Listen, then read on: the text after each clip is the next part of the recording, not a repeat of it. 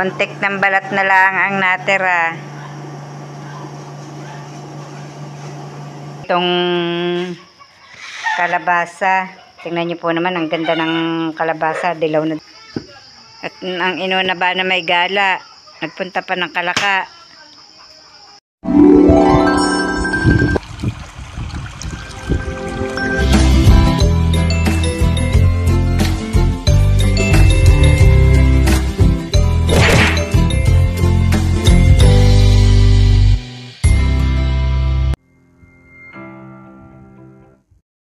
Good morning po mga ka-brush up. Panibagong araw, panibagong vlog na naman po natin ngayon. At ako po ngayon inakain. Ngayon nag-aalmusal po.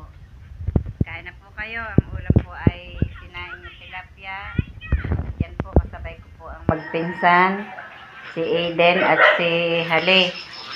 At si Camille naman po ay ayun, kumain na. Naglalaba na po siya.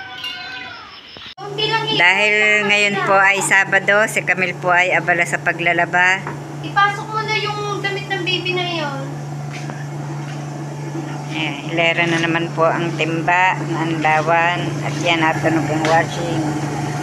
Magkakat-washing, anlaw. Kaka-anlaw dryer. At yan, may mga binilad na. Yan, dami ng inan na dryer.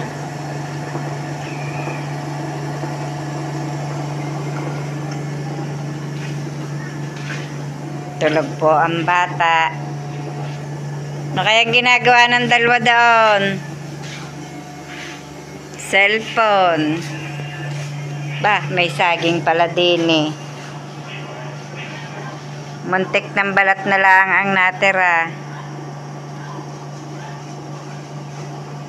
Ari po ibigay lamang nung nagtitinda po doon sa labas. Yan. Kapangain ng saging.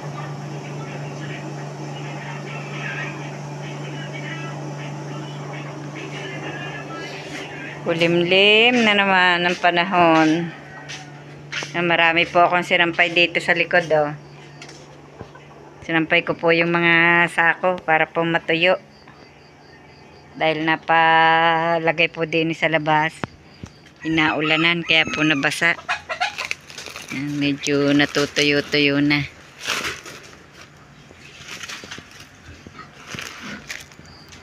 Binilad ko po kanina. Inipitan ko yung iba. Ang iba pasampay.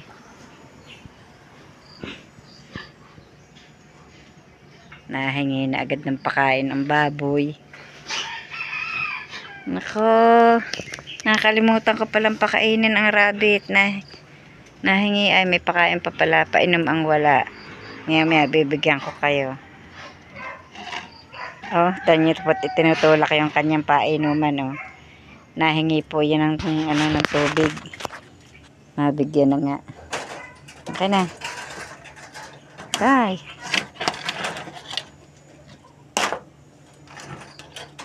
Pag gusto pong uminom ikwan,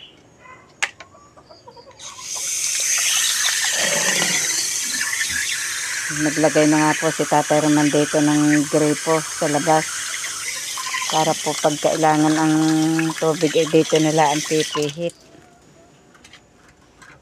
Ito po pag gusto ng ipainom ay kinakalampag po ang kanyang inuman. Yan. Tay, nasabit.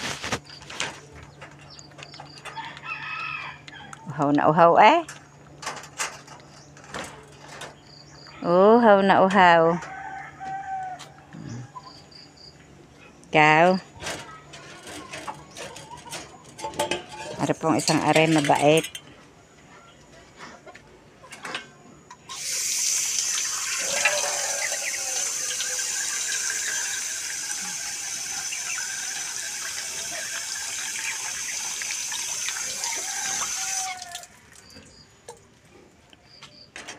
Oh, yan.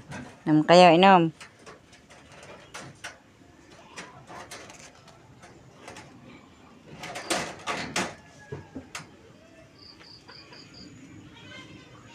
Bagya pa po ako nakawalis dito sa likod bahay. Dito nga po pala, ang dami ng laglag na ano, yung pong passion fruit. Oh. Tingnan niyo po. Ang dami ng laglag na passion fruit. Si Camille po ay abala sa pag-iimis habang siya ay naglalaba na ulit. 2 araw po siyang naglalaba. Si Tatay Roman po dumating po kagabi, may mga dalang malibag na naman.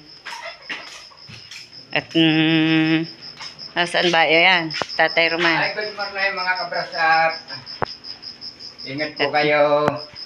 Nakapakain na po kami ng baboy. Yan, magwawalis naman po ako ng harapan at sobrang damo. Mga laglag po na mga dahon at saka po yung mga lupa po Pag na nawalisan mo yan, pasisiritan ko yung may ipot na yun, yung pinapatakan yun naman na tapat na hinahan ko ng ano. yan, pasisiritan daw po yung mga ng manok. Nag-aagakan po ang baboy, nag-aaway. Yan, ako'y maniningin-ningin po muna dito sa harapan. Hindi pa nga pala ako nakakapagpakain ng aking isda. Nakakalimutan ko na po aring pakainin. Parang umunti na ang isda ko eh. Saka makakuha pa na isang goma. Anong goma? Yan, yung bilog na yan. O, dala yun ni Makoy eh. 4 yung dala kahapon ni Makoy. Hiningi daw doon kay ano.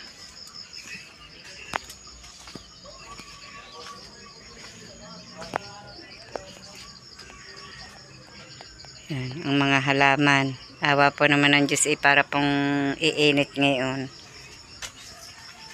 Pero kulimlim pa rin po. Oh. Maulap. Nako, ilan na ang aking bulaklak ng orchids. Nanlaglag na. Nanlaglag na. Malaki-laki na rin aring isang kalamansing are. Ibunga po ang isa kong puno ng kalamansing are. Kung ilan po yan punong yan, ito lang po ang nabuhay. Sa dami kong itinanim na kalamansi, idadalawa ang nabuhay. Pero may isang puno pa rin nga pala din eh. Natabunan ng ano, yun, natabunan po ng sili. Nakababangan. Init-init na po. Sana nga po magpatuloy-tuloy na ang pagsikat ng araw at ng ang mga pambilad pong mga damit ay matuyo na. At ang dami po ng pambilad yung pong nilabhan ni Camille.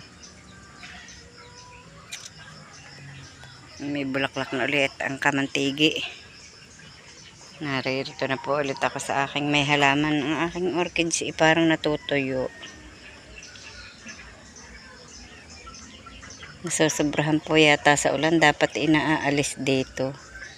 Para tabunan na rin ng damo. Natutuba. Natutunaw po ng ulan ang ibang halaman. Ito po ang maganda. Oh. Sobrang laguna. Sobrang laguna. Yan ang mga sili. Bukuhan na ulit. Bukuhan na ulit ang mga sili. Si Camille naglalaba pa rin po.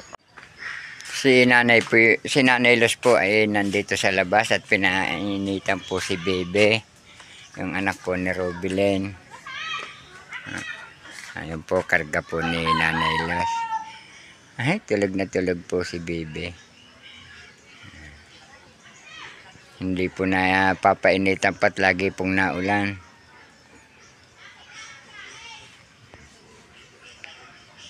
At si mag-ama po naman ni Makoy at saka ni si Hale Si Camille ay nasa Kalantas po at nayakag po ni Jessa.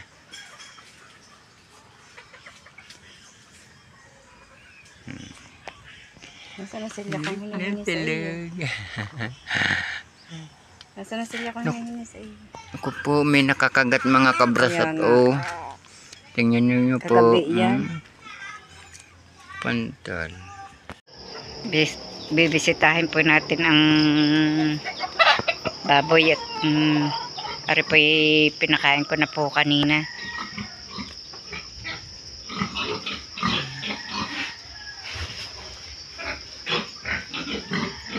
Baba, bakit kayo watak-watak? Bakit kayo watak-watak?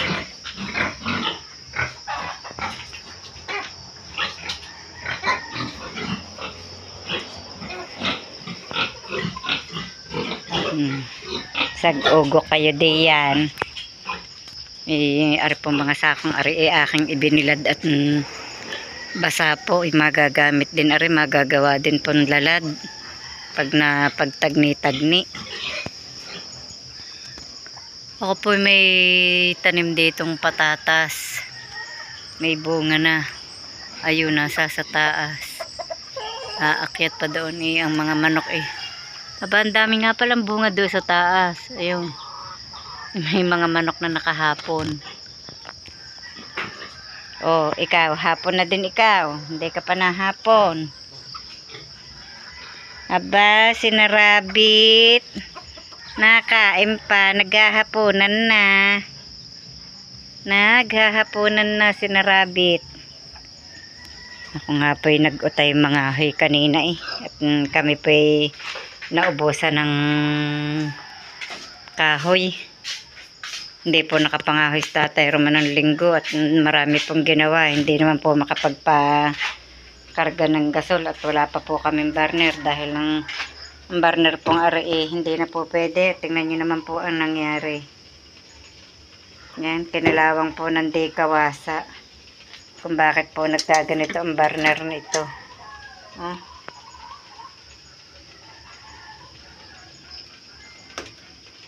Lagi naman po yung nililinis pagkakagamit po at may mantika nga po iwan po kung bakit po nagkaganyan yan. Po, nakapangahoy po ako ng kaunti kanina bago na po ulit mag-utay bukas. At ito nga po, nagiinit na po ng tubig na panlagay po sa termos. Magsasalang po ng sinaing mamaya pag ito po yung isalin, yung nasulak na po yata. Atin po titingnan. Nakulo na nga.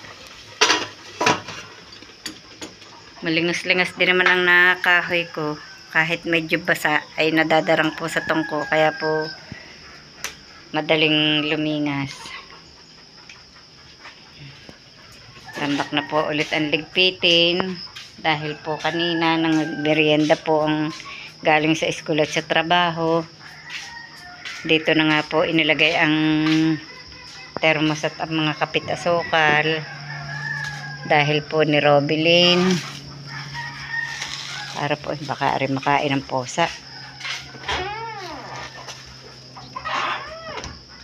Si Robilyn po yun nakahiga mag-ina nasa kwarto.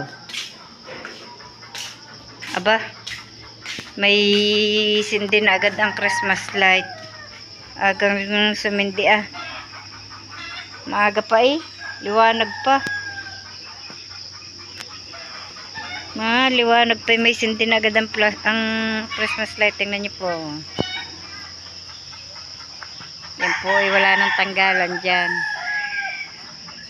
Yan po ay naikabit inong isang taon pa. Hindi ko na po tinanggal. Solar naman po yan. Malago na ang aking bagong tanim na halamang are. Tsaka po are. Ang bilis ng inilago.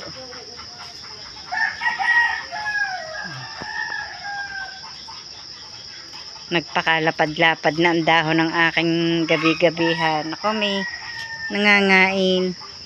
May nangangain dito. May nangangain. Meron po tayo ditong kalabasa. Tingnan niyo po naman, ang ganda ng kalabasa. Dilaw na dilaw, oh. Maligat po ito. Tsaka po yan, mayroon po kaming malunggay. Ilalahok po dito. Tinatalopan po ni Robilin ang kalabasa. Tingnan niyo po naman si Robilin. Jacket na jacket, bonnet na bonnet. At siya nga po ay bagong nanganak. Dadalawang linggo pa po. Dadalawang linggo pa ba? Nang Sabado. Tatlo na? Ay, dalawa pa lang. Dalawa lang naman. Dalawa pa palang linggo ako nakakaano. Ano katagal na? Sarap po ang aming ulam mamaya. Hindi pala nakapagpabili ng tuyo. May tuyo doon sa nakasabit doon eh. Dadalawang peraso. Dalawang peraso.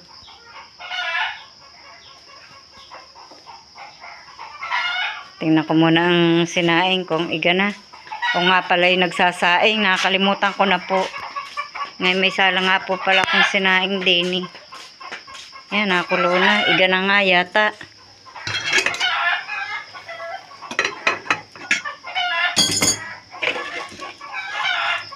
Nagsaing na po.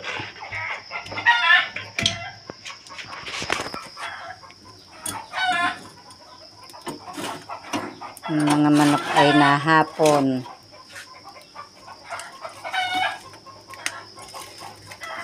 Babawasan po natin ang gatong at baka po masunog ang kanin. Baka po masunog ang kanin. At babawasan natin ang gatong, ang lingas ng kahoy. Yan.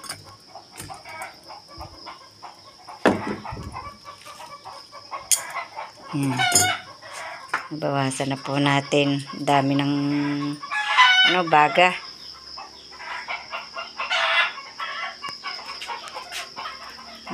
Hapon na. Ito ang kalangitan.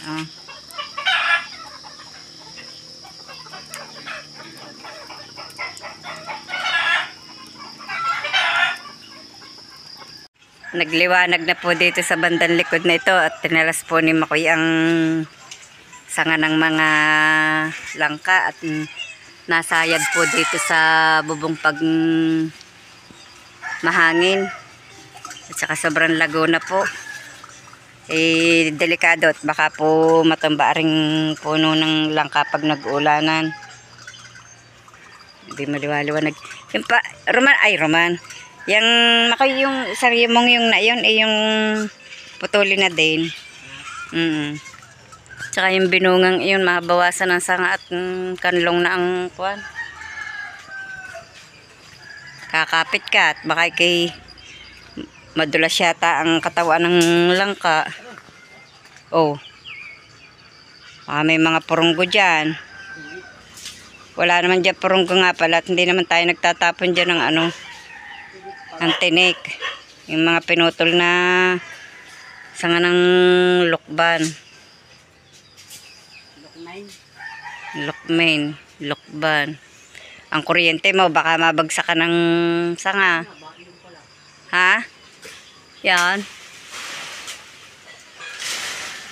Yaman na yung tiyan na may luluglog ang dahon.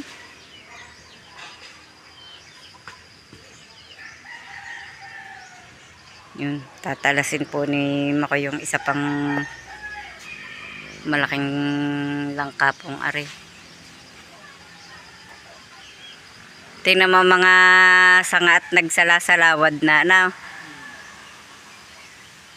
Matandang puno na yan. Bawas-bawas sa aring isang ari makaya. Yan yung hinahawakan mong yan. Ha? Oo. Ang kuryente mo. Yung anuhin ang pagpuputol para doon bumagsak ang kuwan. Ang manok. Ang manok baka mabagsakan. Nay, ba't niyo pinuputol ang puno? Hindi ha. Ay, tirahan yan ng balaibon. Hindi ka nga po. Hindi naman pinuputol. Binabawasan lamang ng sanga. At sobrang kanlong na sa atin. Kagaling po ng aming bebe. Tirahan daw po ng mga puno ng mga ibon ang puno. Isa nga naman. Very good, bebe. Hi muna sa ating viewers. Ay pa. Hindi po siya makapasok ngayon. Wala pong makapaghatid. Nagkasakit po si bebe namin. Inabot na po si Makoy ng hapon sa pagsisibak ng kahoy. Napuna. At ang inuna ba na may gala, nagpunta pa ng Kalaka. Inabot na ng sindi ng Christmas light eh.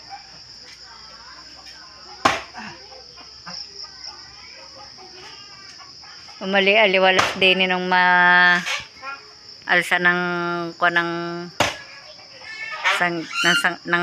sangga yung kwang yun. Nalsa ng kanlong. Ano?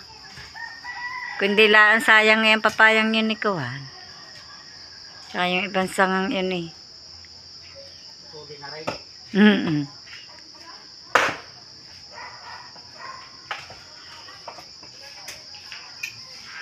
Kanya mo na pinunlay ka. Kalong, ang ating mga bintana. Ang ating mga jealousy. Ang ating mga sliding, hindi pa naiibaba. 5 kilo ba naman Ang mga roll up. Ang pisngi. Saraduhan po muna ang bintanang roll up. Yan. Hello! Mahulog ka naman dyan. Gaya pa eh, gaya pa. Tingnan niyo po. Halan? Tingnan niyo. Laki ng panmata. Galitin, yung galitin. Ay, gutom na ang bebe ko. Hanggang dito na lamang po munang muli ang aming vlog at maraming salamat po sa patuloy niyo pagsubaybay hanggang sa dulo ng aming vlog. At saan man po kayo naroroon, mag-iingat po kayong palagi. Bye-bye and God bless.